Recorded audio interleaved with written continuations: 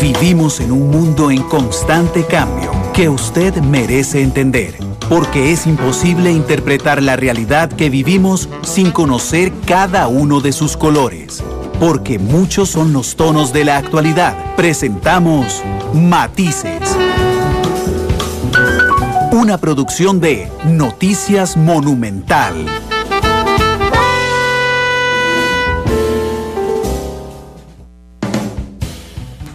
Hola, ¿qué tal? Muy buenas tardes, bienvenidos a Matices, este espacio de Radio Monumental, que es una producción del Departamento de Noticias, en el que analizamos los temas que son noticia en Costa Rica y en el mundo. Muchas gracias de verdad por estar con nosotros en este último programa de la semana. Hoy viernes, les recuerdo, el lunes no hay programa, es feriado, pero muchas gracias por estar con nosotros. Ayer, la Universidad de Costa Rica reveló un estudio importantísimo respecto al plan fiscal. Así es que a eso dedicaremos hoy justamente el programa, que tiene que ver con el Instituto de Investigaciones en Ciencias Económicas de la Universidad de Costa Rica. Tenemos a su director con nosotros y a uno de los investigadores para hablarnos de los hallazgos. Pero antes, hay una información en desarrollo que se produjo hace unos minutos. Recuerdan que todas las declaratorias de legalidad o ilegalidad de las huelgas tienen una segunda instancia, que es el Tribunal de Trabajo. Bueno, la primera que se había resuelto es la del CNP. El juzgado, que es la primera instancia, había declarado ilegal esa huelga en el CNP. Sin embargo, conforme fuimos nosotros avanzando en el análisis, algunos especialistas nos decían, y fue una observación que hicimos también en Matices, que esa primera sentencia era como muy laxa en su redacción. ¿Qué decía esa primera instancia? Que como el problema era político y no era una relación o no era un conflicto entre patronos y trabajadores, no valía la huelga en ese sector. Resulta que el tribunal acaba de resolver esa huelga, el Tribunal Superior, el Tribunal de Trabajo, y anuló la sentencia. Dijo, señores, no, se devuelve al juzgado y van a tener que volverla a revisar. A mí me llegó hace unos 7 minutos la sentencia completa, no la he leído, pero por eso le pedí a 2 personas que me ayudaran. Una, para obtener su reacción, que es don Rafael Mora, que es, don Rafael es asesor legal de ANEP, que ANEP fue la que interpuso justamente la apelación, y después de don Rafael a don Marco Durante, que sé que ya corrió leyéndose la sentencia para que nos ilustre respecto a la resolución. Le recuerdo nada más, antes de ir con Rafael, que está vía telefónica con nosotros, todas las plataformas en las cuales pueden estar con nosotros. Estamos en vivo en radio 93.5 FM, estamos en monumental.co.cr, estamos también en el Facebook Live de Noticia Monumental en vivo. De hecho, ya hay más de 100 personas con nosotros. Muchas gracias por acompañarnos. Estamos en Twitter en @monumentalcr. Estamos esta noche en Canal 2 a partir de las 8 de la noche y a las 9:30 aquí en Monumental, la radio de Costa Rica. Muchas gracias por estar con nosotros. Don Rafael Mora, asesor legal de ANEP. ¿Cómo le va, don Rafael? Muy buena tarde. Muy buenas tardes. Un placer saludarle a don Randall y a los oyentes de su programa. Estamos para servirle. Gracias, don Rafael. Supongo que están muy contentos. No tengo la menor duda. Vi la reacción de don Albino en Twitter, felicitando al equipo legal de ANEP. ¿Cómo toman ustedes esta decisión del tribunal? Que yo pensé, le soy sincero, que el tribunal iba a resolver de una vez, es decir, iba a calificar o legal o ilegal la huelga, pero no, la devuelve a primera instancia para que otra vez se califique. ¿Cómo lo reciben, don Rafael? Bueno, pues sí, ya como usted lo ha adelantado, y lo ha adelantado nuestro secretario general, el señor Albino Vargas Barrantes, en algunas informaciones vía Twitter que ha enviado a los medios de comunicación y a las redes sociales, pues que efectivamente lo tomamos con todo el positivismo del caso, muy satisfechos primero de la respuesta que hemos venido elaborando, porque evidentemente esa primera respuesta en el caso del juez de Santi, que es el que falla de primero en todo caso en estos procesos, no solo fue muy rápida, sino que también además fue una sentencia que él la plasmó en 2 hojitas, ¿verdad? Obviando todo el procedimiento que establece el Código de Trabajo para fallar en relación con un caso de este tipo, donde la sentencia pues que él hizo en esas 2 hojitas básicamente era una sentencia que no estaba bien sustentada, que no tenía fundamento. Es más, al final hasta algo muy jocoso, un juez de tanta experiencia, como ha dicho pues ser él en otras oportunidades, lo cierto el caso es que ni siquiera le da el derecho a los trabajadores y trabajadoras del CNP de apelar la sentencia, porque hasta eso obvió decir que esa sentencia tenía apelación, y pues así como tiene una serie de errores, no fundamentó la sentencia, como decimos, y nos parece que pues todo eso el tribunal hasta jocosamente en algunos de los párrafos que hemos podido leer, porque también nosotros acabamos de recibir la sentencia, igual que usted hace pocos minutos, y entonces todavía nos falta pues profundizar más, pero en términos generales el tribunal lo manda a estudiar un poco más el derecho de la OIT y a fundamentarse más en sus fallos. Don Rafael, ¿usted me permitiría ir intercambiando con don Marco Durante? Claro que sí, no hay ningún problema. Gracias. Un saludo, Marco, en todo caso, que lo conocemos. Gracias, don Rafael. Es que a mí no me gusta tomar por sorpresa a los invitados. Entonces, como no le había dicho a ninguno de los dos que podría intercambiar, por eso le pedí el permiso, y a don Marco Durante, que está con nosotros. Marco, bienvenido a Matices. ¿Tenés algún problema en que intercambiemos? En lo absoluto. Buenas tardes, Randall. Buenas tardes a Rafael. Un gusto saludarle por esta vía y un saludo a los radioescuchas. Gracias. Don Marco, ¿ya pudo leer la sentencia en segunda instancia? ¿Ya pudo leer la sentencia en segunda instancia? Ya le pudimos dar una primera lectura. Sin embargo, la lectura de detenimiento todavía no hemos podido hacerlo porque recientemente se ha dado a conocer la resolución, pero sí es suficiente como para que podamos dar las primeras impresiones, Randall, de una sentencia que estábamos todos como país esperando. Don Marco, ¿y qué le pareció? Vamos a ver, hay algunos alegatos que hace ANEP apelando. Como yo no la he terminado de leer, no sé cuántos de esos admitió el tribunal, pero me podría decir si es un defecto de forma, porque ahora don Rafael usaba que el juez de Santi falló, usándolo como sinónimo de sentencia. Yo ahora no lo estoy usando como sinónimo de sentencia. Falló según el tribunal. ¿En qué falló? Muy bien, Randall. Acá es importante aclarar que los jueces del Tribunal de Apelaciones consideran que la sentencia tiene problemas de forma como de fondo.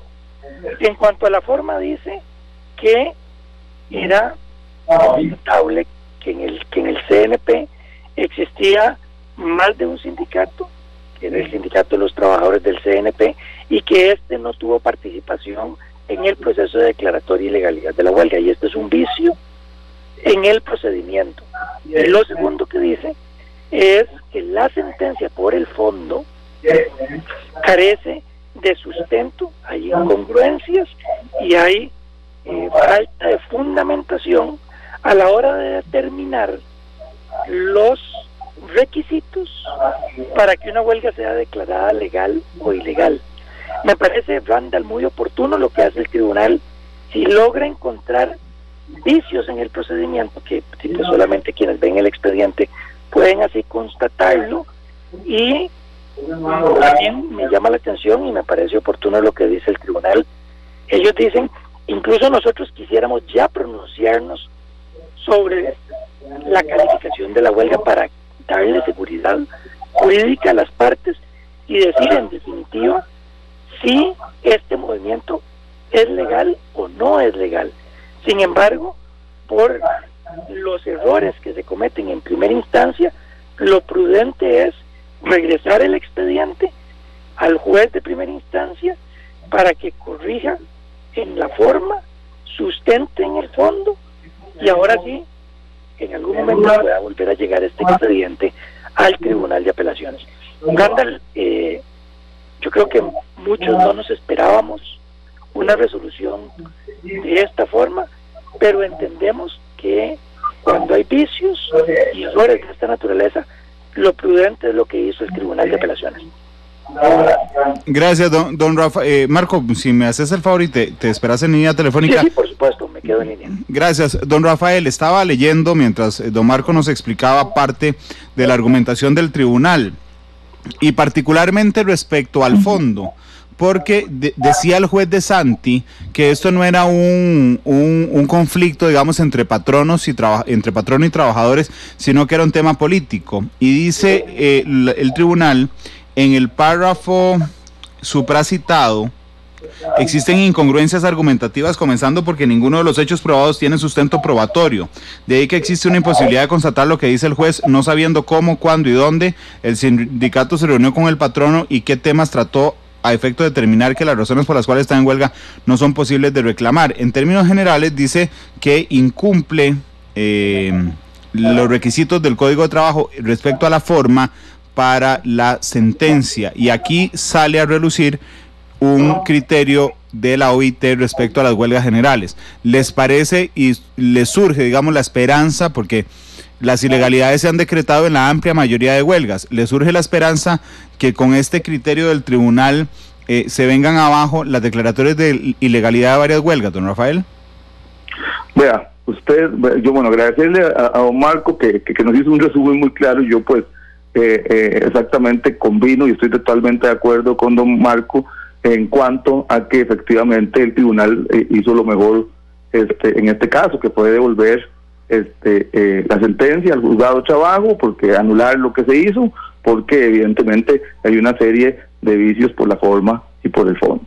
Pero específicamente en esta última materia que usted toca y menciona ahorita, evidentemente que esa es la luz, esa es la esperanza, nos da a nosotros pues nos aumenta la confianza en los tribunales de trabajo, en la seriedad, en la transparencia, el hecho de que el tribunal, para este caso que es el primero, y que como bien dice don Marco, mucha gente estaba esperando un fallo, él lo dice en otro sentido, bueno, no, vino en el sentido que nosotros esperábamos, nosotros pues como conocedores, especialistas que somos en la materia del derecho laboral durante muchos años, trabajando y teniendo, y principalmente por la relación que tenemos también de muchos años con los fallos y las sentencias del comité de huelga de la OIT, y creemos que en términos generales pues el hecho de que el tribunal haya mencionado o haya dejado entrever que las huelgas atípicas, las huelgas contra políticas públicas son posibles, o por lo menos debió haberse sustanciado un poco más la sentencia. En este caso, lo cierto del caso es que uno ya va midiendo, va entendiendo y va delineando pues cómo podrían venirse los demás fallos, y evidentemente pues la esperanza es esa que usted ha mencionado. Nosotros creemos que los demás fallos van a venir por esta línea. Hay muchas de las sentencias que se han venido en primera instancia que también tienen gruesas errores por la forma y por el fondo, igual, ¿verdad? Pues el tema es aquí, se pueden hacer huelgas contra políticas públicas, y están esas huelgas reguladas o no están reguladas. Eso es lo que para nosotros este tribunal ha arrojado una gran luz y nos da una gran esperanza. Don Marco, en este caso en específico, el tema de las huelgas sobre políticas públicas, que incluye el tribunal de juicio, pareciera que entonces están en riesgo otras declaratorias de legalidad, don Marco, porque aunque hay muchos jueces en primera instancia, hay 3 secciones nada más de Tribunal de Trabajo.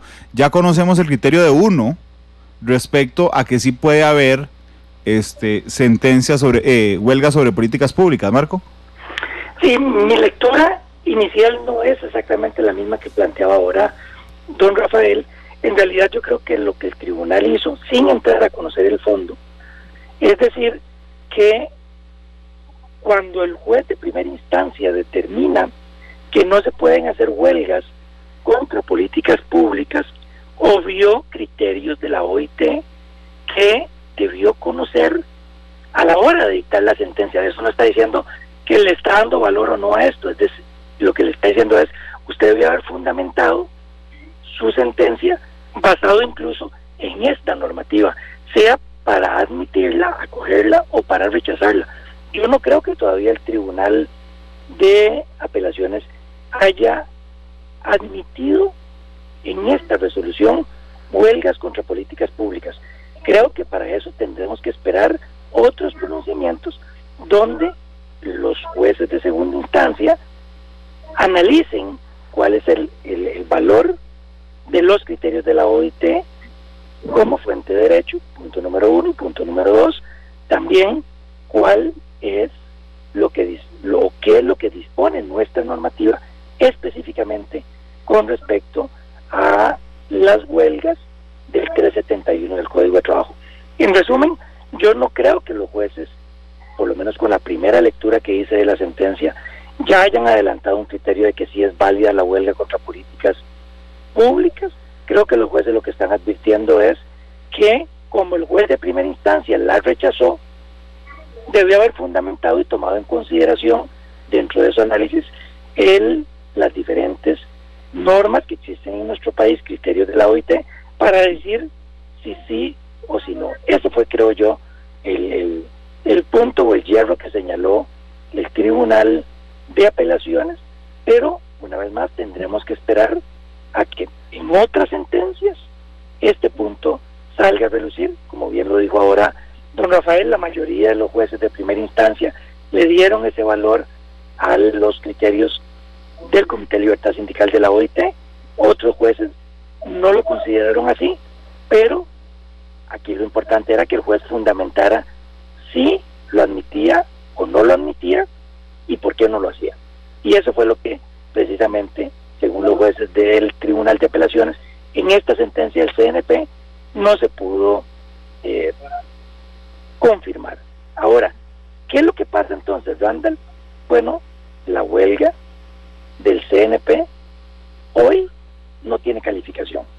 Es una sentencia que tendría que empezar a dictarse, porque hoy, al igual que en las otras 10 instituciones donde todavía no hay un criterio, no tenemos un pronunciamiento y entonces la huelga está sin calificación. La única diferencia es que para esta sentencia el Tribunal de Apelaciones le dijo y le ordena al juez de primera instancia dicte a la mayor brevedad posible. Incluso le da mención de una circular del Poder Judicial donde le recuerda que este trámite es prioritario. Y me parece muy bien que entonces ahora el juez de primera instancia, cuando recibe el expediente, entre a conocer estas posibles deficiencias señaladas y que dicte una sentencia ahora sí con base y ajustada a la forma y el fondo que le señaló el juez de segunda instancia, o el tribunal de segunda instancia. Don Marco, muchas gracias por estos minutos. A la orden, don Randall. Don Rafael, muchas gracias. No sé si le quedó algo por agregar.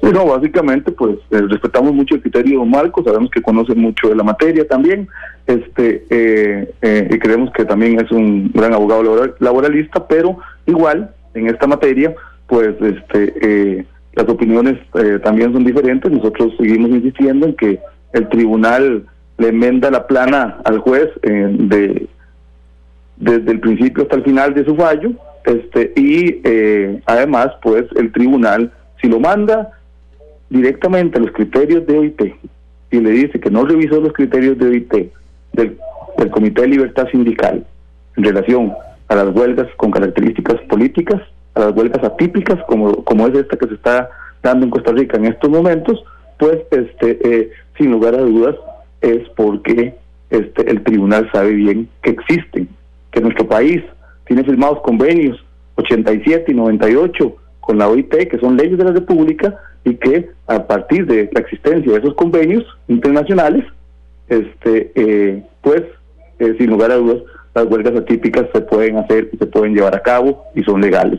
Y el Comité de Libertad Sindical no ha dicho nada en contrario, nada en contrario de las huelgas atípicas o contra políticas públicas, que nos haga pensar que a partir de un razonamiento X o Y se vaya a desconocer la existencia de una huelga típica en nuestro país.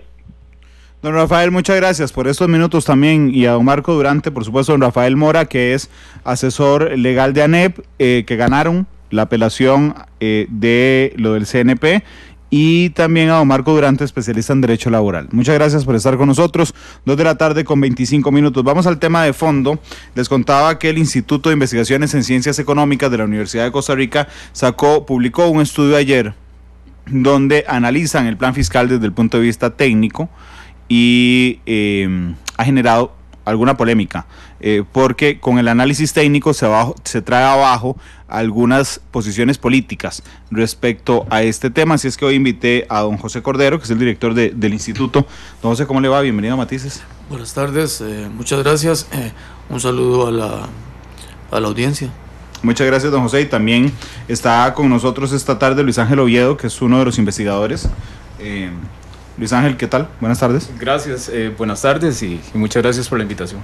Muchas gracias de verdad por estar aquí. Don José, decía yo que hoy era la explicación para dummies de el estudio, así que por favor iniciemos. ¿Qué fue lo que estudiaron?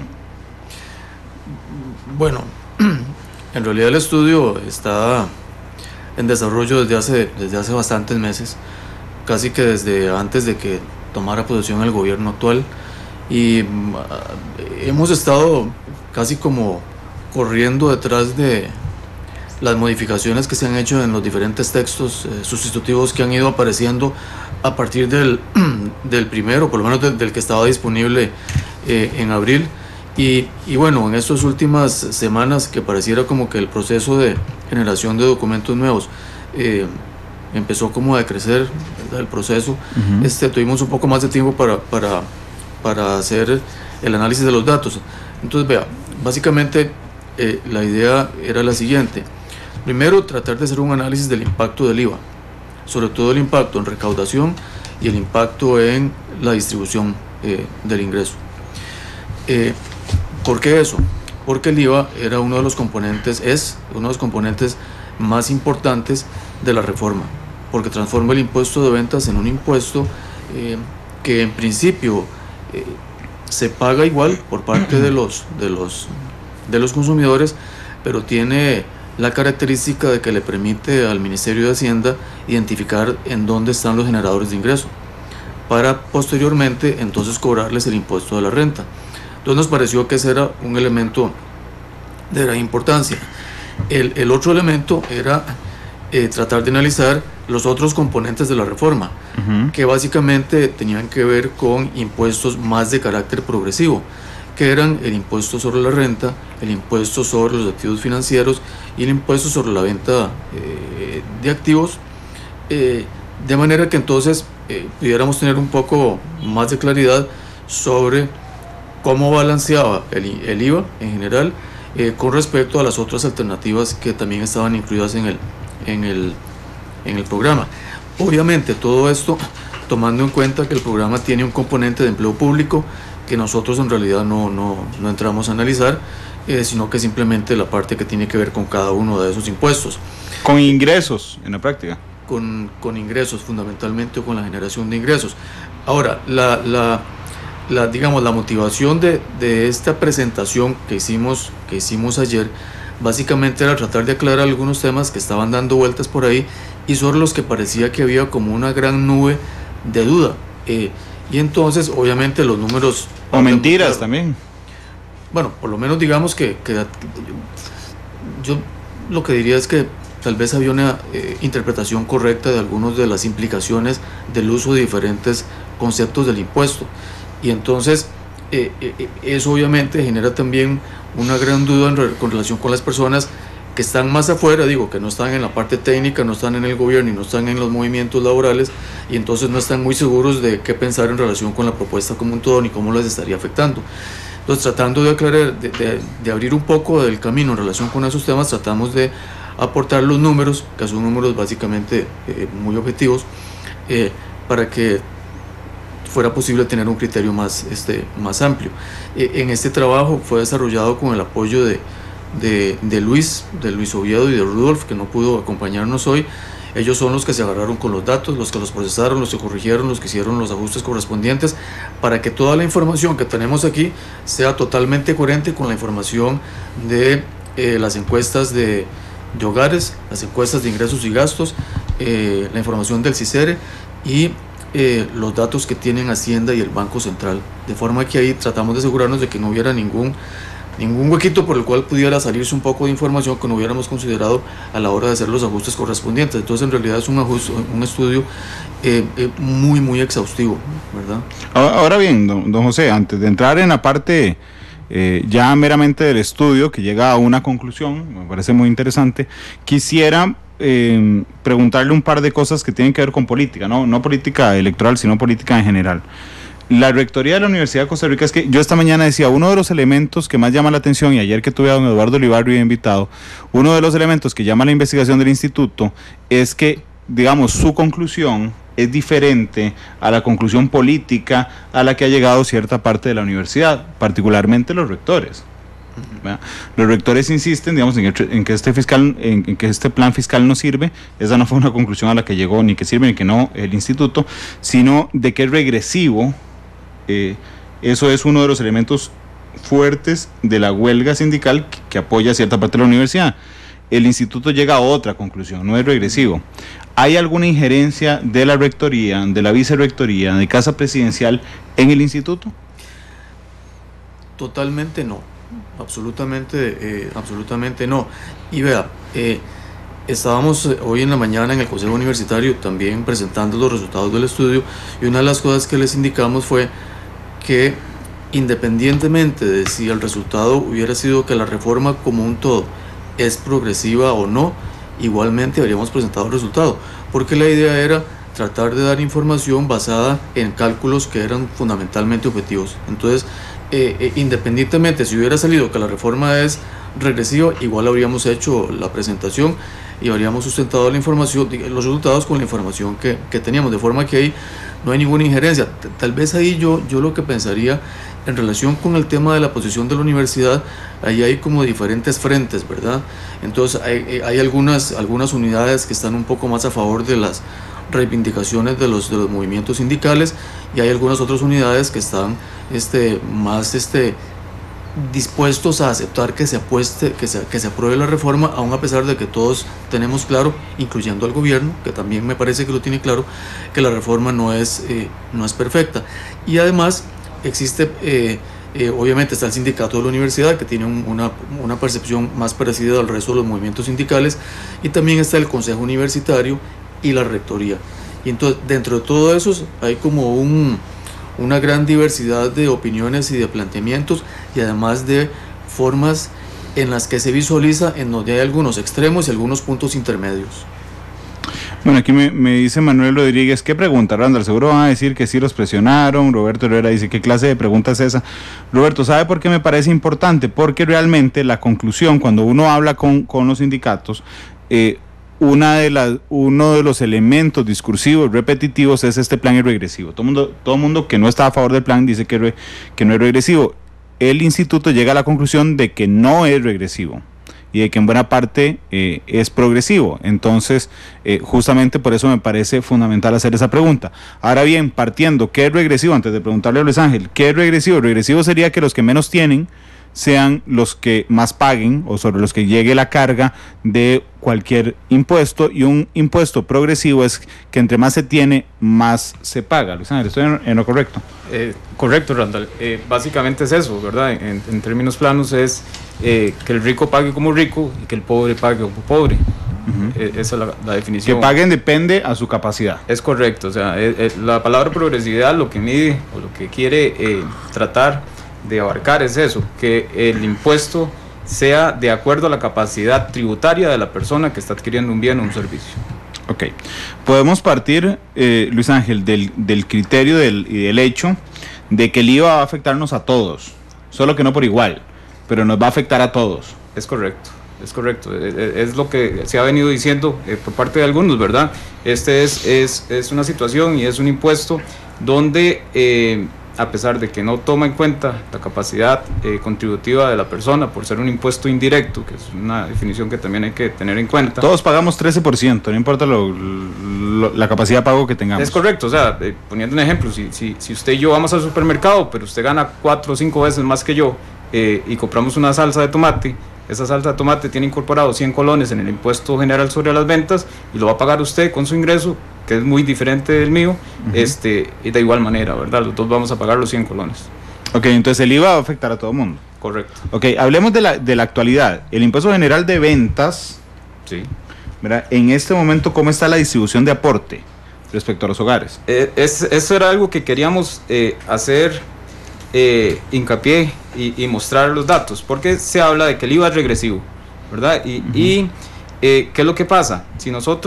Y quisimos mostrar, si nosotros agarramos y vemos cuál es la diferencia entre el IVA, o lo que vendrían a pagar de más las familias con el IVA, respecto a lo que están pagando ahora por el impuesto general sobre las ventas, lo que tenemos es que el IVA modifica el impuesto general sobre las ventas, el cual es muy regresivo, O sea, aproximadamente el decil más pobre paga un 10% de su ingreso, mientras que el rico paga un 5% de su ingreso. O sea, es el doble el peso de la carga que llevan las personas pobres con respecto a los ricos.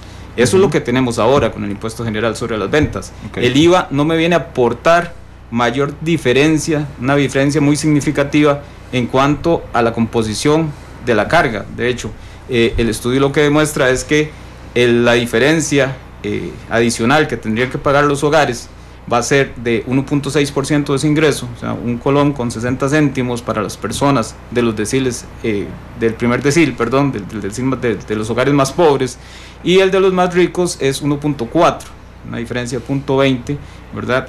Muy diferente a lo que se menciona en la calle, de que se estaba de una diferencia de 8 a 2, de 8 a 1, ¿verdad? En realidad la diferencia la pone el impuesto general sobre las ventas que tenemos ahora, exactamente. El IVA no viene a aumentar esa brecha que se está dando de lo que paga además el pobre respecto a su ingreso con respecto a lo que paga el decil más rico respecto a su ingreso. Ok, entonces nada más para aclarar, cuando Luis Ángel y don José más adelante supongo utilizará la palabra decil, es dividir la sociedad en 10 partes, ¿verdad? Es correcto. El decil más bajo, digamos, es esa décima parte que tiene menos ingresos de todo Costa Rica, y ahí vamos, digamos, subiendo, dividido en 10 hasta llegar a esa décima parte que gana más. Eso es un decil. Es correcto, es como si tuviéramos un grupo de 100 personas donde cada una tiene diferentes ingresos en sus hogares y los acomodáramos del que tiene menor ingreso al que tiene mayor ingreso y empezamos a hacer grupitos de 10.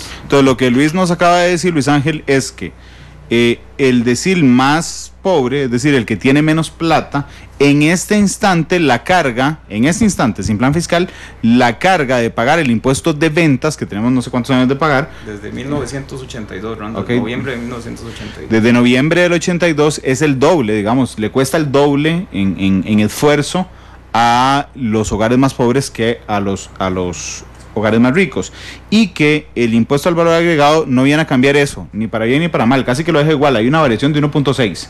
La variación es de 0.2 en realidad, entre los dos deciles extremos, ¿verdad? Digamos, uno puede decir, bueno, sí es un poco más regresivo porque está afectando más a la población pobre, ¿verdad? En esta diferencia del 0.2, pero globalmente, ya tomando en consideración el impuesto general sobre las ventas, más la modificación que implementa el IVA, no hay un cambio en la brecha en el comportamiento. Ok, entonces ahí podríamos decir que la investigación científica, académica, borra un mito, que es ese de que el IVA viene a establecer una enorme diferenciación en favor, digamos, de los deciles más ricos que los más pobres. Es correcto, o sea, y es importante hacer notar esto, ¿verdad? Porque se decía, el IVA es regresivo como si la culpa fuera del IVA. Y en realidad, bueno, no es culpa ni del IVA ni del impuesto general sobre las ventas, porque no miden la capacidad contributiva de la persona que adquiere. En el 82, en noviembre del 82, sí se afectó directamente a las personas de menos ingreso. Ahí es cuando entra en rigor la ley general sobre el impuesto de las ventas. Por eso, ahí en ese momento sí se afectó, porque a todos se les afectó por igual, pero la carga era más alta respecto al ingreso de la clase más baja. Digamos, habría que ver cuál era el impuesto que había antes del 82, ¿verdad? Aquí le estoy haciendo mención a la vigencia que tiene el impuesto general sobre las ventas, que viene desde el 82. Habría que ver qué impuesto se cobraba antes del 82 para ver si es posible determinar su progresividad o regresividad. Don José, permítame seguir hablando de la actualidad. Ustedes sostienen en la presentación del estudio que el impuesto general de ventas, el que hoy está, recauda de los hogares 13,13% del Producto Interno Bruto. Eso es todos los hogares, cuando tomamos en cuenta todos los hogares. Siendo el 20% de la población de menos ingresos, ahí es el quintil, es decir, dividido en 5 partes, el quintil de menores ingresos, el que aporta 7,95 de esa cantidad que aportamos todos al PIB. Mientras que el 20% de mayores ingresos, el quintil más alto, aporta el 41,93% del total recaudado. Es correcto. Eso es en el actual impuesto de ventas. Eso es hoy. Eso es al día de hoy, exactamente. Entonces, con el texto que se aprobó, esas cifras cambian de los primeros 2 deciles pasan de 7.95 a 7.68. Ok, deja de impactarlos tanto. Entonces los impacta un poquitito menos. Sí, ok, ¿verdad? Está bien. Los impacta un poquitito menos. Exactamente. Y en el caso de los deciles 9 y 10, o sea, el último quintil, los impacta un poquito más porque pasa de 41.93 a 43.85. Con tal vez una observación. Ahí, ¿qué es lo que estamos midiendo? Estamos midiendo cuánto cada decil de ingreso contribuye a la recaudación total del IVA. Entonces, lo que estamos midiendo aquí, o sea, lo que estamos diciendo aquí, ¿qué es? Estamos diciendo que los deciles, digamos, el último quintil, el 20% más rico de la población contribuye más, o sea, contribuye en una proporción mayor a la recaudación total del IVA de lo que contribuye los primeros dos deciles. Pero no solo eso, sino que ahora los menores están contribuyendo un poquito menos proporcionalmente y los mayores un poquito más proporcionalmente, o sea, en relación con el total recaudado. Entonces, en alguna medida, desde el punto de vista de lo que es recaudación, también el IVA hace algo que es también menos malo, en el sentido de que contribuye a recargar un poquito más la carga sobre el que más tiene, ¿verdad? Pero entonces, permítame llegar a una conclusión con eso. Para los hogares que menos ingresos tienen, es más provechoso que pase el IVA a que no pase el IVA. Desde ese punto de vista. Desde el punto de vista relativo, lo que pasa es que es un poco lo que decía uno de los señores, de los funcionarios del Consejo Universitario en esta mañana. Lo que decía, vea, independientemente de lo que usted, de la forma en la que esté cambiando esa estructura porcentual, es una verdad innegable que para cada hogar del primer decil habrá un aumento de más o menos 3.000 colones en el costo de la canasta, ¿verdad?, que está consumiendo como resultado del IVA. Ok, entonces, pero eso dije al inicio, el IVA nos afectará a todos. Exacto, correcto. Okay. Entonces pueden sentirse mejor en términos relativos, ¿verdad? Pero eso no los hace sentir mejor en términos absolutos, siempre tendrán que pagar 3.000 colones más. Ok, en términos absolutos, cada hogar por el IVA tendrá que pagar en promedio del último quintil, tendrá que pagar 3.000 colones más. No, perdón que interrumpa. Sí, adelante. 3.000 son los del primer decil, el 10% más pobre tendrá que pagar 3.000 colones más al mes. Al mes por impuesto a los productos que consume. Ok, le va a salir 3.000 colones más caro. Correcto. Ok. Pero eso es en términos absolutos. Sí. O sea, cuando lo vemos como país, vamos a ver si logro elaborarlo como lo pensé. Si lo ponemos como país, aunque nos afecte a todos, tendríamos una distribución más justa de la carga.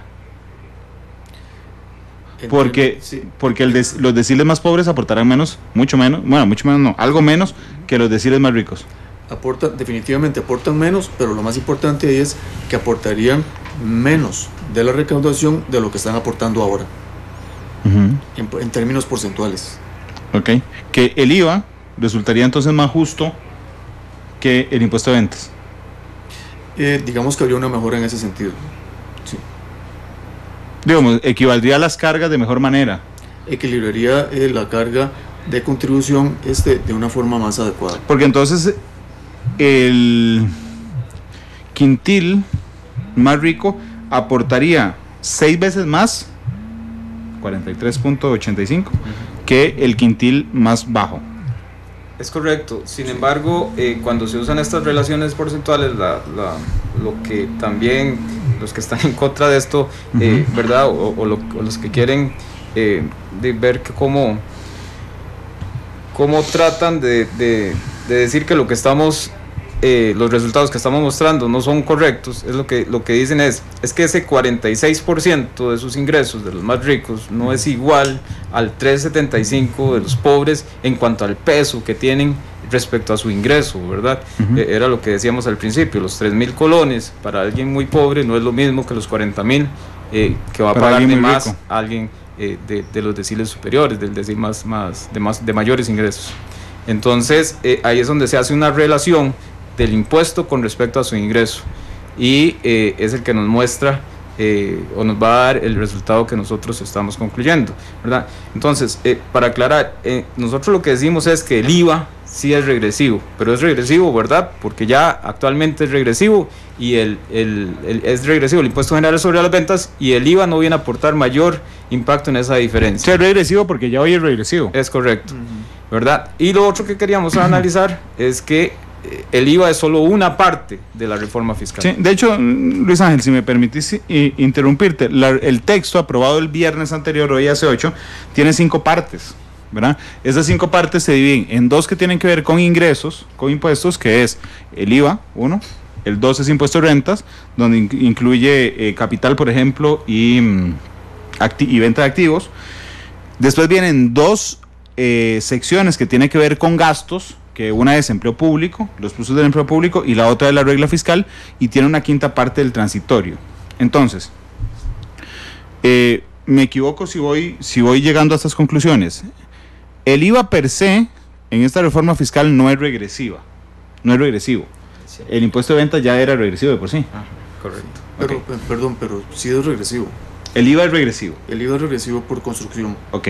La reforma fiscal Como un todo, en términos globales, la reforma actual es progresiva. es progresiva. Sí. Ok. Entonces, si el capítulo del IVA es regresivo, de alguna manera el proyecto logra equilibrarse de tal forma que al final, cuando lo analizas en un todo, termina afectando más a las clases que más tienen. Es correcto, ya que por lo menos el capítulo que toca la parte de ingresos no solamente toca la parte de el gasto de las personas en la compra de bienes y servicios, ¿verdad? Que es lo que hace el IVA, sino está la parte que toma en cuenta el impuesto sobre la renta, modifica los tramos de impuesto de renta, afectando a aquellas personas que ganan más de 2.100.000 colones en el país, poniéndoles un impuesto más alto del que actualmente pagan. Las ganancias de capital, y viene a tomar en cuenta aumentar el impuesto sobre los excedentes que reciben las personas por participar en cooperativas, cobra más por los certificados de ahorro que tienen las personas en las instituciones bancarias. Todo esto, si lo sumamos, ¿verdad? Viene a compensar un poco lo regresivo del IVA en la totalidad de los impuestos cobrados, ¿verdad? Sí, por eso para la sencillez de la argumentación, el IVA es regresivo. El plan fiscal como un todo logra equilibrar eso y se convierte en progresivo. Es correcto. Es correcto, sí. Cuando uno hace estos análisis, y esto se los pregunto, porque realmente, es complicadísimo cuando con quien uno discute se mantiene solo en un capítulo del plan fiscal. O sea, es decir, yo no puedo usar como sinónimo del plan fiscal el capítulo del IVA, ¿verdad? Entonces, cuando uno señala que el plan fiscal es progresivo, normalmente los críticos del plan fiscal le dirán a uno no, porque el IVA es regresivo. Por eso quisiera elaborar más, si me lo permiten ustedes, en el sentido de que efectivamente, aunque ese capítulo en particular es regresivo, los otros elementos que se le suman equilibran, digamos, la balanza, y no solo la equilibran, porque la tienden hacia un lado de volverla progresiva, don José. Claro, es que vea lo que pasa, digamos, si uno ve, por ejemplo, la reforma como un todo, entonces básicamente lo que tenemos es que el primer decil de ingreso paga como resultado de la reforma con un 2.35% del ingreso total del hogar. Y el décimo decil, o sea, el grupo que tiene mayor ingreso, paga un 3.98% del ingreso del hogar. Si lo viéramos por quintiles, que son el 20% de más abajo y el 20% de más arriba, pues el primer quintil paga 4.19% de su ingreso. Y el quinto quintil paga el 6.17% de su ingreso. Y entonces, ¿qué es lo que pasa con eso? Que en realidad, si usted lo ve, es una diferencia que está a favor de el quintil de mayor ingreso. Entonces, ¿qué significa eso? Que los que más tienen están pagando en proporción de su ingreso, proporcionalmente más que los que menos tienen. Eso es progresivo, ¿verdad? Ahora, lo que pasa es que, claro, no es una progresividad que sea, digamos, enormemente grande. Vea que las diferencias tampoco son sustancialmente diferentes, son, yo qué sé, un par de puntillos porcentuales, ¿verdad? Pero, sin embargo, sí es claro que hay un elemento de progresividad. Entonces, ¿qué es lo que está pasando ahí? Que como el IVA es bastante regresivo, perdón, el impuesto de ventas es bastante regresivo y por lo tanto su transformación en el IVA mantiene su regresividad, entonces usted ocupa un componente progresivo bastante potente para poder compensar toda esa regresividad, pero afortunadamente más que la compensa, y entonces terminamos teniendo una reforma que en el global es progresiva, ¿verdad?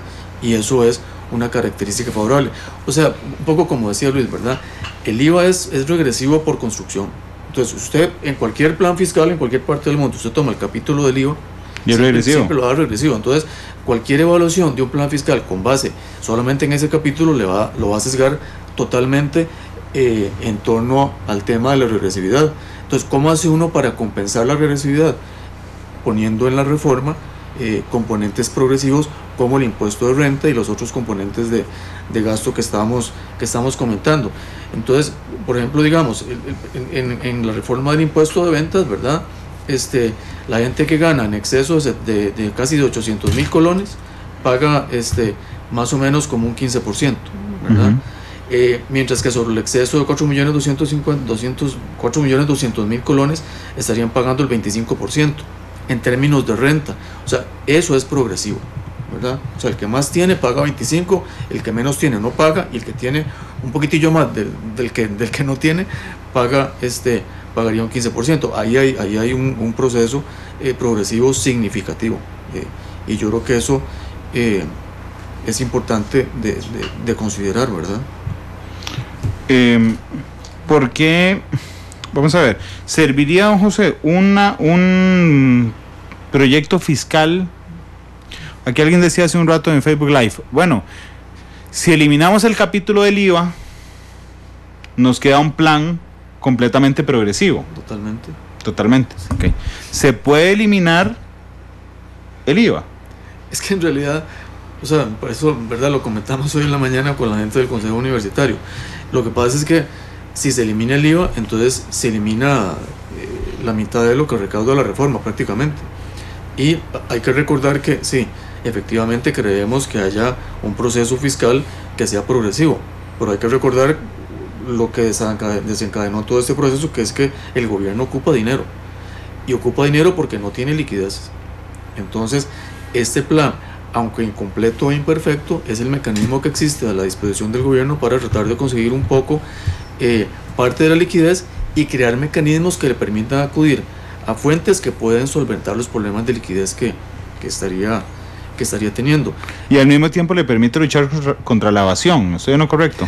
Y resulta que el IVA es un impuesto que permite, aunque es un impuesto regresivo, permite atender problemas en la parte de declaración y tributación de impuestos de renta, porque el IVA promueve el uso de facturas, y entonces al promover el uso de facturas, entonces Hacienda tiene información de dónde están, tiene capacidad para identificar dónde están los generadores de ingresos. ¿Cómo logran ustedes llegar a la conclusión que el plan fiscal en su totalidad es progresivo? Les entendí que no analizaron el tema de empleo público. Es que en realidad nosotros analizamos elementos recaudatorios que tienen impacto sobre las personas, o sea, un desembolso adicional de dinero. El tema del empleo público no es recaudación, en realidad viene a ser ahorro para eliminación de gasto. Exacto. Entonces nosotros esa parte no lo estamos analizando. Desde el principio dijimos, tiene que ver con el IVA, la reforma y la parte recaudativa de la reforma. Sí, es que lo que me estoy imaginando es una persona, digo, este análisis es macro, ¿verdad? Pero a uno le permite ejemplificar con individuos en lo particular. Una persona X, funcionario público, que esté, no sé si se puede, que un funcionario público esté en el decil más bajo, ¿se puede? ¿O por su naturaleza no? Bueno, por la información que tenemos nosotros del CICERE, la diferencia entre el salario del sector público y del sector privado es a favor del sector público, de forma que sería muy raro. Podría ser, pero digamos que el promedio del funcionario del sector público no está en el primer decil de ingresos. ¿El promedio del funcionario del sector público cuánto gana más que el promedio del sector privado, José? Depende de la actividad, porque el problema es que hay cualquier cantidad de actividades. En algunas actividades hay diferencias casi como hasta más del 100 o 200%, ¿verdad? Que ganan más los funcionarios públicos que los privados. Solo en unas muy pocas actividades están por debajo los del sector público en comparación con los del sector privado. Ok, porque lo que le iba a argumentar es que si a una persona que le afecte el capítulo del empleo público, es decir, que por ejemplo las anualidades dejen de ser relativas o porcentuales y se conviertan en nominales, ahí hay una afectación directa a su ingreso, por lo menos al ingreso futuro, digamos. El tema de la disponibilidad, por ejemplo, y la exclusividad que se podría aplicar disminuyendo, digamos, los porcentajes, ahí hay una afectación al salario de una persona. Entonces, cuando usted dice, a esta persona se le afectó el ingreso, pero además, aunque sea progresivo o regresivo, el IVA le va a afectar a él y a su familia. Esto nos genera un impacto todavía más regresivo, es decir, le bajé los ingresos a una persona y lo puse a pagar más por todo. Bueno, es que ahí hay tal vez varias cosas. Primero, el tema de progresividad o regresividad se analiza fundamentalmente en términos tributarios, o sea, en términos de cuánto la persona tributa, cuánto paga de impuestos. Entonces, digamos, desde esa perspectiva, el componente de empleo público no es parte del contexto dentro del cual se analiza la progresividad o la regresividad. Entonces, eso nada más como para aclarar. Lo otro es que, según se ha planteado, la reforma no reduce los ingresos de los empleados públicos, simplemente limita su tasa de crecimiento al corregir los pluses que son las dedicaciones, las disponibilidades, la confidencialidad, anualidades, escalafones, componentes de esa naturaleza. Entonces el monto en sí que el funcionario tiene no se va a reducir, es solamente su tasa de crecimiento. Entonces, digamos, como resultado del programa de ajuste fiscal, se va a afectar su ritmo de crecimiento. Ahora, lo otro... No su ingreso. No su ingreso real hoy. No su ingreso hoy, exactamente. Solo su evolución a lo largo del tiempo. Pero ahí también hay un punto que a mí me parece que es muy importante. El tema de reforma del empleo público surge por un problema de sostenibilidad. O sea, cada año el gobierno solamente tiene capacidad para gastar más o menos como un 6% de todo el presupuesto, de todo el ingreso que recoge. Porque el resto está amarrado a destinos específicos y a pagos de salarios, ¿verdad? Y entonces, dentro de esa perspectiva, ¿usted qué es lo que observa? Que cada año, incluso en algunas ocasiones, aumenta más el gasto de lo que aumenta el producto nacional y aumenta más el gasto de lo que aumentan los ingresos. Entonces, prácticamente usted ahí está en una espiral en donde cada vez cae más por debajo del agua, ¿verdad? En términos del gobierno, teniendo capacidad para afrontar sus obligaciones. Entonces, yo creo que el tema de empleo público es un tema que surge por problemas de sostenibilidad. Simplemente el gobierno no tiene capacidad para recaudar suficiente para financiar los ingresos de los empleados públicos. Y entonces, ahí surge también mucho el tema ese de que entonces, ¿quién es el que paga los pluses? ¿Verdad? Ciertamente, bueno, son los que están fuera del sector público. Obviamente los que están dentro del sector público también, porque pagan algunos y pagan los mismos impuestos. Pero los que pagan los pluses son los que generan la productividad del país. Los que pagan los pluses, que son los que están, digamos, bueno, lo que pasa es que los pluses también se los pagan los propios empleados públicos cuando ellos mismos tributan, porque todos tenemos que pagar los impuestos. Entonces es un poco difícil hacer esa diferenciación. Claro, pero digamos, la diferencia entre empleado público, la diferencia en cantidad de empleado público y empleado privado es abrumadormente privado. Términos numéricos. Sí, estamos 86% de empleados privados versus 14% de empleados públicos. Claro, entonces... Discúlpeme, en un análisis muy sencillo uno podría decir que el 86% de los pluses salariales lo pagamos los privados. Claro, eso sí que no le entendí el planteamiento. Claro, entonces desde esa perspectiva, definitivamente las personas que no están adentro del sector público entonces empiezan a tener un poco como el celo de decir, bueno, pero es que entonces ¿cómo estamos pagando todo eso que tiene una carga tan fuerte sobre el funcionamiento de todo el país? Es como cuando uno, hoy no es quincena, pero hoy es día de pago. Es como cuando, no sé, digamos que alguien reciba hoy 200,000 colones, ¿verdad? Y se mete al banco y diga, ¿qué tengo que pagar? Y empieza, recibo la luz, recibo el agua. Cuando termina, ven a cuenta de débito 6,000. Bueno, 12,000 colones, para poner su ejemplo, en 200,000 de ingreso, ve 12,000 colones y me dice, esto fue lo que me quedó para vivir, porque ya tuve, entre todo lo que tuve que pagar, pagué el 94% de mi salario. Ese es Costa Rica hoy. Exacto. Dice Josué Castro que es que yo no leo los comentarios. Gracias, Josué. Y sí, de hecho los leo todos, no puedo leerlos al aire todos. Pero Josué dice, me gustaría que argumentaran sobre esta idea. El plan fiscal es regresivo porque partió desde el punto en que partió, es decir, y no después de haber resuelto las pensiones de lujo y los pluses excesivos. Bueno, los pluses los ataca.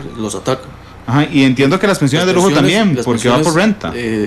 Primero va por renta, y de todas formas las pensiones, por ejemplo, del Poder Judicial, hay una propuesta para corregirlas, y las otras pensiones se les había establecido un impuesto desde la legislatura previa. Sí. De hecho, permítame hacer una aclaración. Las del Poder Judicial ya están castigadas. Las del Poder Judicial están castigadas, las de Hacienda están castigadas. Las de la caja no hay pensiones de lujo. Cualquier persona que le diga a usted que la caja hay una pensión de lujo es falso. La máxima es 1,5 millones. Y el magisterio es el único régimen que no tiene en ese momento ninguna regulación. Pero tiene un impuesto. Sí, tiene un impuesto escalonado.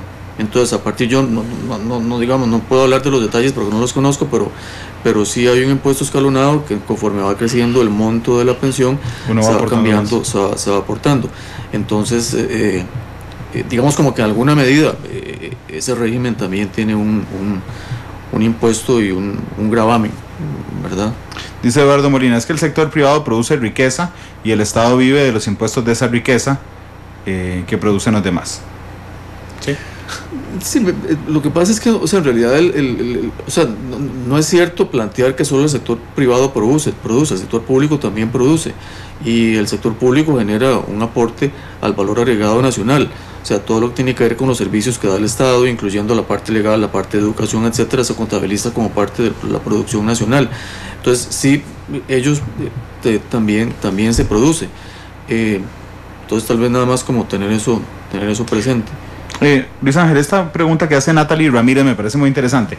¿Cuál de los otros capítulos del plan fiscal es el que aporta más para revertir la balanza y que el impacto regresivo del IVA se convierta en un impacto global progresivo?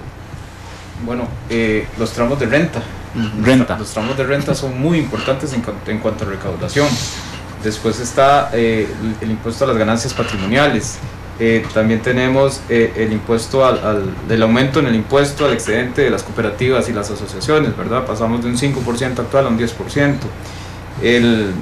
Las rentas de capital pasan de un 8 al 15%. Y si sumamos cada uno de esos componentes, revierten un poco la balanza en cuanto a la regresividad. Insistimos, esto es en el total de la recaudación, una vez contado el IVA, contado cada uno de estos elementos de renta de capital, ganancias patrimoniales, excedentes de cooperativas y los nuevos tramos de renta. Eso es, en realidad es el total lo que viene a hacer progresiva el monto global de impuestos que van a pagar los hogares. Dice Dorita Belmonte, no sé cuál de los dos podría elaborarme. Dice, muchos empleados públicos pagan el doble o el triple en impuestos y cargas sociales que empleados privados. ¿Eso es correcto? A ver, creo que quizás va por el hecho de que se tiene la idea de que el sector privado no declara correctamente su ingreso o su salario a la caja, porque amarrado a eso están todas las otras cargas sociales, ¿verdad? Entonces tiene la creencia de que el sector público no hay manera de evadir esa responsabilidad. El patrono declara exactamente lo que gana la persona, mientras que en el sector privado hay una subdeclaración del ingreso, porque le sirve al patrono y le sirve al empleado que le rebajen menos por cargas a la caja y a los demás. Claro. Pero don José, quería agregar algo a esto. No, me parece que sí hay un tema ahí que tiene que ver con la forma en la que se perciben los montos de la declaración. Claro, yo sí quería hacer nada más una aclaración, pues yo soy empleado privado, por supuesto, evidentemente, por supuesto, pero los empleados privados que pagamos renta somos exactamente iguales a los empleados públicos que pagan renta. O sea, es decir, yo no puedo ir a alegar, no me rebajen tanto, es automático, todos los meses viene el rebajo y listo. Yo ni puedo chistar. O sea, simplemente viene el rebajo, igual que pasa con los empleados públicos. Los empleados públicos y los privados asalariados ni siquiera podemos ir a decir, yo gasté este mes tanta plata para ir a trabajar. No. O sea, yo no puedo presentar gastos que me ayuden a disminuir el impuesto sobre la renta que pago yo, asalariado privado, que paga usted que nos escucha, empleado público, y creo que la percepción viene por las personas jurídicas o los profesionales liberales. Luis Ángel. Sí, quizás por ahí, como le decía, la idea es al final diferenciar al sector privado del sector público y pensar que el sector privado hace una subdeclaración. Sin embargo, en el 2010 el profesor Juan Diego Trejos había hecho, así no hay un informe de esto, pero había analizado los datos de la encuesta nacional de hogares versus los registros del CICERI para ver cómo andaba el tema de la subdeclaración, y no encontró mayor diferencia en el sector privado versus el sector público en cuanto al ingreso reportado a la encuesta del reportado al CICERI. De las personas. Digo, las personas físicas. Personas físicas, sí, correcto. Sí, por eso quise hacer la distinción entre las personas físicas y las personas jurídicas, las empresas. O sea, uno podría achacar y sospechar y tener serias sospechas, porque los informes de la Contraloría están, digamos, clarísimos respecto a los grandes contribuyentes que llevan años perdiendo plata según su declaración. Y entonces, ¿para qué están abiertos? Yo preferiría que me regalaran una de esas empresas, y yo sufro por ustedes. Pero realmente entonces no se encontró que las personas, no las empresas, las personas privadas y públicas tienen exactamente el mismo. Sí, la subdeclaración como tal, lo que encontró fue que no había tal subdeclaración en el sector privado. Y lo otro es que, esto que hablábamos de la renta, ahí sí estamos hablando de un impuesto directo donde mide su capacidad contributiva, ¿verdad? Entonces, por eso es que al final esto tiene un peso importante dentro de la reforma. Es un impuesto que sí es progresivo completamente, y por eso pues viene a apaciguar un poco la regresividad del impuesto al valor agregado. ¿Tienen alguna conclusión u opinión respecto al impuesto a la canasta básica, José? Que ahí se los están preguntando. Bueno, ese 1%. Sí, de hecho en alguna ocasión nos habían consultado que, por ejemplo, ¿por qué no reducir ese impuesto al 0.5 en lugar del 1%? Bueno, porque entonces el problema es que entonces se reduce la mitad el porcentaje y entonces se reduce la recaudación, ¿verdad? Y hay que recordar, como decíamos hace un rato, que el gobierno necesita la liquidez, necesita la plata. Entonces, cortar ahí un poquillo implica que se deja de recaudar un monto que podría ser significativo. Entonces, vea qué interesante, una forma que hemos comentado e incluso hemos valorado de reducir regresividad y mejorar la recaudación es modificar la composición de la canasta básica. La canasta básica tributaria la define el Ministerio de Hacienda, y eso significa que entonces para modificarlo solamente tiene que emitir un decreto. Y no sé si usted ha visto algunos comentarios en relación con la composición de esa canasta. En esa canasta hay una cantidad significativa de artículos que tal vez no deberían estar en esa canasta. Entonces aparecía filete de trucha, macarela, yo qué sé, rollos de canela, salmón, ¿verdad? Y entonces uno podría pensar, bueno, ese no es el tipo de producto que come que consume el primer decil de la población, ni siquiera el primer quintil. Entonces, si uno redujera la cantidad de productos que están en esa canasta, asociando esa reducción, o sea, asociando la eliminación a los productos que consume mayoritariamente, como decir el último quintil, o sea, el quintil de mayor ingreso, y que consume menos el quintil de menor ingreso, entonces eso permitiría agregar bastante progresividad a la reforma, aún a pesar de mantener el 1% de cobro del IVA sobre la canasta básica. Y entonces los productos que salen de la canasta ya no pagarían el 1%, sino que pagarían el 13%. Entonces ahí el gobierno podría conseguir alguna recaudación. Yo sé que son 228, creo, productos los que incluye la canasta básica tributaria. Sí, son un montón, si no recuerdo la cantidad, yo pensaba que eran son más de 3, son como casi 300. Casi 300. ¿Hay algún lugar donde uno vea la lista? Sí, está en el reglamento, a la Ley General sobre el Impuesto a las Ventas, ahí viene los artículos exentos, ¿verdad? Y los artículos exentos que forman parte de la canasta básica. Dentro de esta lista que decíamos, José, está carne de ternero, la trucha entera, la frambuesa o frutilla, la corvina, salchichas de pavo, el pan integral, la leche descremada, la que es 0% grasa, ¿verdad? La granadilla. Luis Ángel, permíteme, y te voy a pedir que no me la leas toda, pero digamos que me leas las más importantes. Pero digamos, aquí la diferenciación es la siguiente: cualquier producto o servicio, pero digamos estamos hablando de producto no particular, que esté por fuera de la canasta básica tributaria paga 13%. Correcto. Ok, la que está en la canasta básica tributaria paga 1%. La reforma, eso es lo que quiere Después de grabar. la reforma, Ajá. así es. Actualmente paga 0. Sí, hoy no paga. Exacto. 13% la que está afuera, 1% el que está adentro. Entonces, lo que nos decía don José, para hacerlo más progresiva, es, y yo le pregunto a usted que nos está escuchando y viendo, si le parece justo que los siguientes productos, ahora sí, paguen el 1 en lugar del 13%. Porque golpea, según la tesis de Hacienda, en este caso de la canasta básica tributaria, a los hogares más pobres. Es correcto. ¿Puedes volver a empezar? Sí, claro. O sea, de esta lista hay que ser claros en una cosa. Son productos que son consumidos en su mayoría por hogares del último quintil. O sea, la el gente 20% más rico, más bien. Estos son los que consumen el 20% más rico en su mayoría.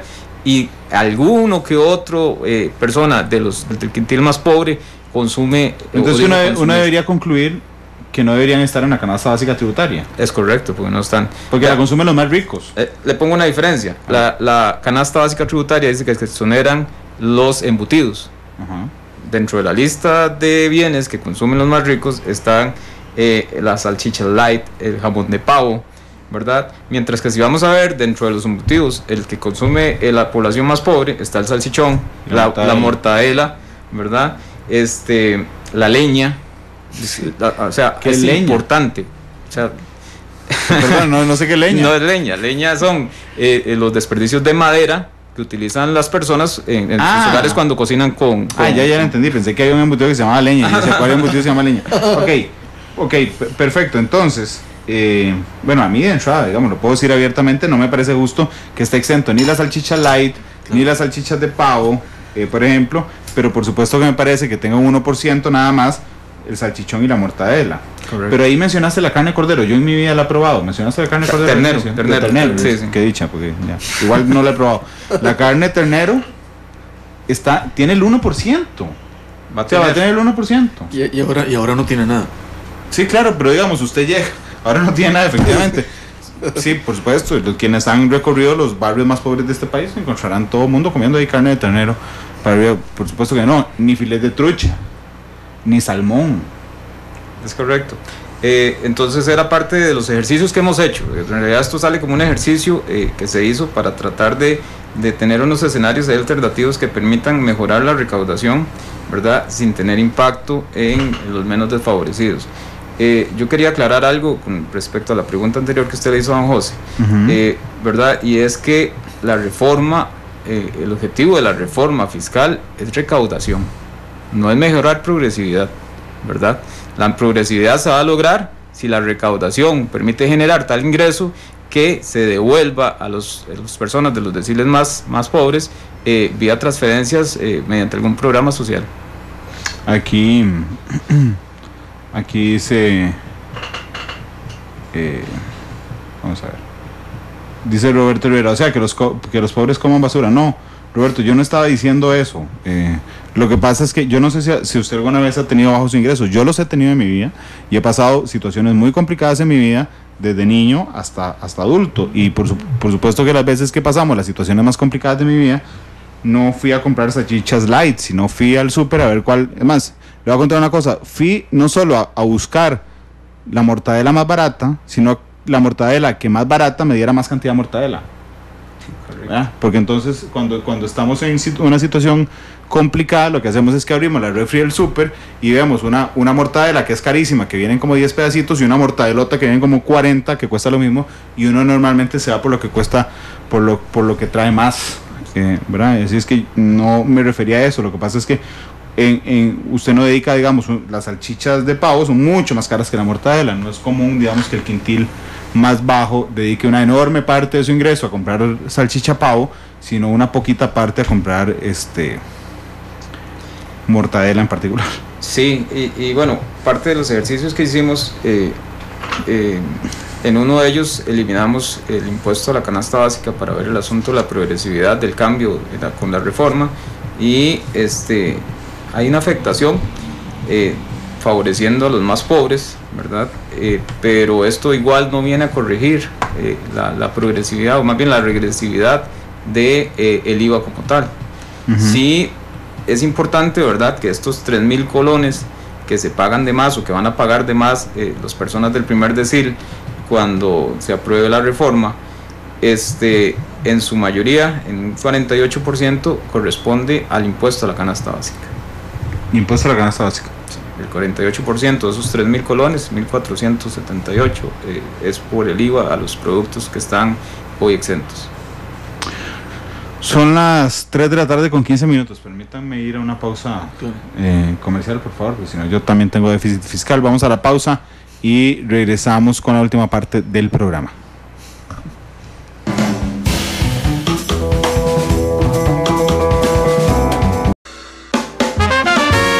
Porque la realidad tiene muchos tonos, matices.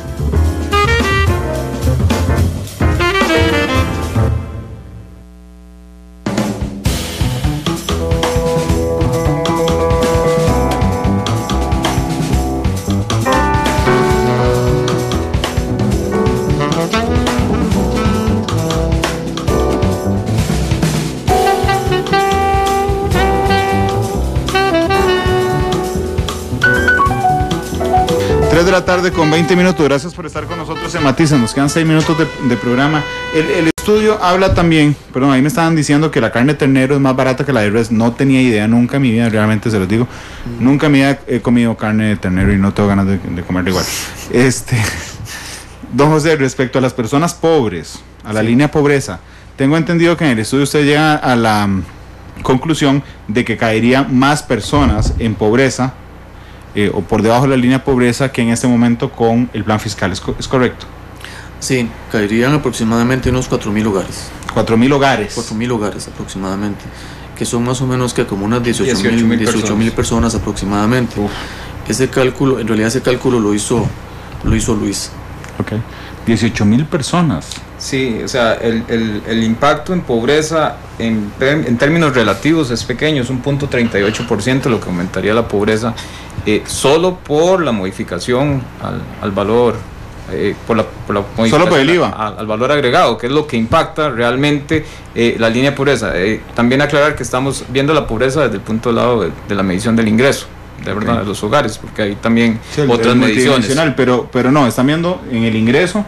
Aprobado la reforma fiscal, inmediatamente por su naturaleza caerían 18.000 personas en pobreza. Es correcto. Okay. Cuando uno, perdón, Luis Chavarría dice, Randall, ¿usted se dio cuenta que rechazaron la ilegalidad de la huelga en el CNP? Sí, don Luis, todos los primeros 25 minutos del programa los dedicamos a eso, con Rafael Mora de ANEP y con Marco Durante, especialista. Cuando uno le plantea eso a las autoridades de gobierno y le dice, doña Rocío, en el caso de la ministra de Hacienda, cualquier otra autoridad, pero es que inmediatamente va a pasar algo que es inaceptable, que es que 18.000 personas caigan por debajo de la línea de pobreza. Entonces inmediatamente le responden, suave, pero es que nosotros tenemos un mecanismo de evolución, es decir, cuando nosotros le cobramos al quintil más pobre, el impuesto al valor agregado de la canasta básica se lo vamos a devolver. Yo, de manera muy inocente, cuando me respondieron eso la primera vez, le dije, ¿cómo van a hacer? Le van a dar una cuenta a cada persona y cada persona se le va a acreditar en una cuenta. Entonces voy a decir, yo soy del quintil más pobre, me pueden depositar a final de año todo lo que pagué del IVA en canasta básica. Me dijo, no, lo que se hace es que, por ejemplo, se dirige a programas sociales. Y a mí me molesta un poco porque eso despersonaliza, digamos, el gasto. O sea, es decir, si yo vivo Entre Ríos y soy una persona del quintil más pobre y pagué el impuesto, el IVA en la canasta básica, y un mecanismo de compensación del gobierno es construir una escuela, digamos, en una zona en Guanacaste, realmente a mí no me devolvieron nada. Es correcto, sí. Se ha hablado mucho del tema, ¿verdad? Y de lo difícil que sería implementar un sistema que permita personalizar la devolución de ese impuesto, especialmente porque no toda la población del país está bancarizada, ¿verdad? No todo el mundo tiene acceso a una cuenta bancaria donde el gobierno le deposite a esa persona lo que pagó de más, y después cómo llevar el control de qué pagó quién, ¿verdad? Podría ser bastante difícil poder implementar un sistema de esa forma, pero así está en la reforma, o sea, es lo que quedó, lo que dice el texto. Lo que yo dije es cómo está. Es lo que está. Sí, o sea, la reforma dice que se van a establecer mecanismos de devolución por diferentes vías, pero sí no es clara la reforma en cuanto a la forma concreta que podría tomar ese mecanismo de devolución. Como siendo tan importante en el argumento. Sí, yo pienso que ahí el Ministerio de Hacienda podría tal vez, para efectos de claridad y de transparencia, abocarse a diseñar en conjunto con las autoridades a cargo de implementar los programas de asistencia social, de definir un mecanismo que sea suficientemente claro y que permita la accesibilidad, porque definitivamente el depósito en una cuenta bancaria no va a servir para mucha gente que simplemente no está bancarizada porque ni siquiera son trabajadores formales. Claro, pero siendo un elemento, vamos a ver, siendo un elemento tan fácil de atacar en el plan fiscal, porque es muy fácil, digamos, usted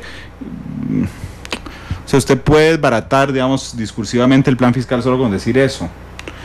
Pareciera increíble que no se detallara tanto, ¿verdad? A mí realmente, y lo digo con toda sinceridad, es una de las partes que más me molestan del plan fiscal, donde creo que quedó debiendo enormemente, y cuando los actores económicos y políticos, como ustedes, desde lo económico dicen, esta es una reforma, no es la mejor, tiene errores, les falta mucho. El error más grueso que yo veo es cómo devolverle eso a la gente pobre. O sea, simplemente es inaceptable para un país que usted mañana amanezca, independientemente de por qué, que amanezca con 18,000 personas más pobres.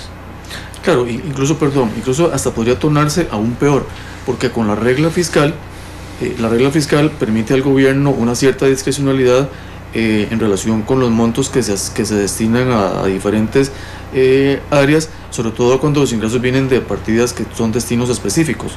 Entonces, ahí nuevamente tal vez el ministerio pueda hacer una referencia o un planteamiento en el sentido de que los programas sociales, si eventualmente es necesario por la aplicación de la regla fiscal socarse la faja en alguna área, que definitivamente no sería en el área de programas sociales, porque si no, entonces alguien va a plantearle que bueno, cuando le aplique la regla fiscal, entonces van a estrujar a los programas sociales. Entonces puede decir 1000 mecanismos de devolución que si estrujan al programa social igual nunca le va a llegar a la gente porque el ingreso nunca va a ingresar. Entonces yo creo que esa parte tiene que quedar muy bien establecida, con mucha claridad y también como con mucha transparencia.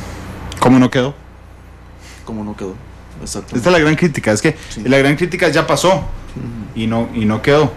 Pero bueno, don Isabel, muchas gracias por venir. No, muchas gracias por la invitación. Mucho gusto, don José, muchas gracias. Muchísimas gracias, muy amable. Por venir. Don José escogió la canción de cierre hoy, que no tiene nada que ver con el tema, pero que le gusta. Es El día que me quieras, de Roberto Carlos. Muchas gracias de verdad por haber venido. Y yo los invito hoy a las 7, la tercera emisión de Noticia Monumental. Y a el lunes no hay ediciones ni hay matices. El martes regresamos 5:30 de la mañana. Hasta luego, feliz tarde.